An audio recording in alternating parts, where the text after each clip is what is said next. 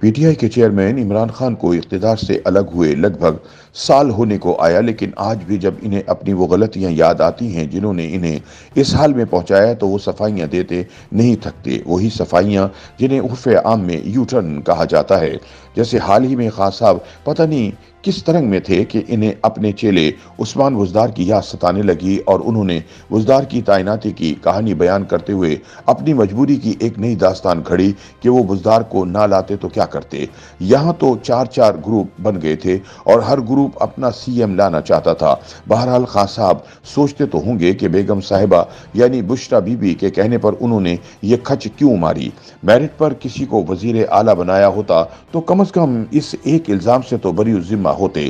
کہنے والے تو یہ بھی کہتے ہیں کہ خان صاحب کے وقتی خیر خواہ جنرل قمر جاوید باجوہ نے بھی انہیں خبردار کیا تھا کہ اگر پنجاب میں یوں ہی کک بیک سے چلتی رہی تو صوبہ تباہ ہو جائے گا، مگر خان صاحب کو منہ کے بل گرنا منظور تھا، کیونکہ ہوم ڈپارٹمنٹ سے آگے انہیں نہ کچھ دکھائی دیتا ہے اور نہ سنائی دیتا ہے۔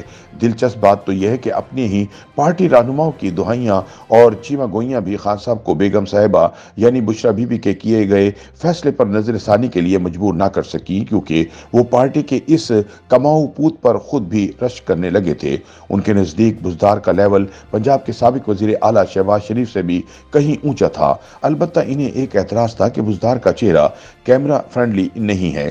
اب خان صاحب تو عزت مآب ہیں، انہیں کوئی کیسے سمجھائے کہ کسی بڑے گھریلو مسئلے کو تو بیگم صاحبہ سے ڈسکس کرنا بنتا ہے، مگر سیاسی مسائل حل کرنے کے لیے ذرا وقری قسم کی مہارت درکار ہوتی ہے، اور انہیں بیگم صاحبہ کی گھریلو صلاحیتوں کی نظر نہیں کیا جا سکتا، بھلے ان کی نیاز مندی پاک پتن شریف سے ہی کیوں نہ ہو۔ عثمان بزدار کو وسیم اکرم پلس کا ٹائٹل دے کر پنجاب کی گدی سونپنا خان صاحب کی ان کی بڑی غلطیوں میں سے ایک ہے، جو ان کی اقتدار سے بے دخلی کا باعث بنی اور جس کے لیے وہ پچھتا بھی رہے ہیں۔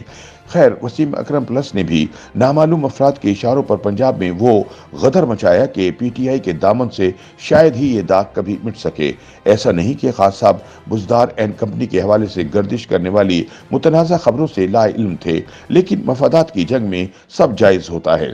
چنانچہ وہ بگڑتے انتظامی معاملات اور منہ زور بیوروکریسی کی پرواہ کیے بغیر بزدار کو تھپکی دیتے رہے، اور تو اور انہوں نے بزدار کو پی ٹی آئی کے جن عام رہنماؤں پر ترجیح دی، ان میں کوئی ایک نام ایسا نہیں جو قد کاٹ میں ان سے چھوٹا ہو۔ یہاں تک کہ خان صاحب نے علی جیسے لوڈڈ سیاستدان کو بھی جانے دیا۔ اب سوال یہ ہے کہ وزیر اعلیٰ پنجاب جیسے اہم منصب کے لیے آخر بیگم صاحبہ کی نظر بزدار پر ہی کیوں پڑی؟ پنجاب کے ضلع ڈیرہ غازی خان کی تحصیل توسہ سے تعلق رکھنے والے عثمان بزدار نے 2013 کے انتخابات میں مسلم لیگ نون کی ٹکٹ پر شکست کھانے کے بعد 2018 میں پی ٹی آئی کی ٹکٹ کٹائی اور پہلی بار رکن پنجاب اسمبلی منتخب ہوئے۔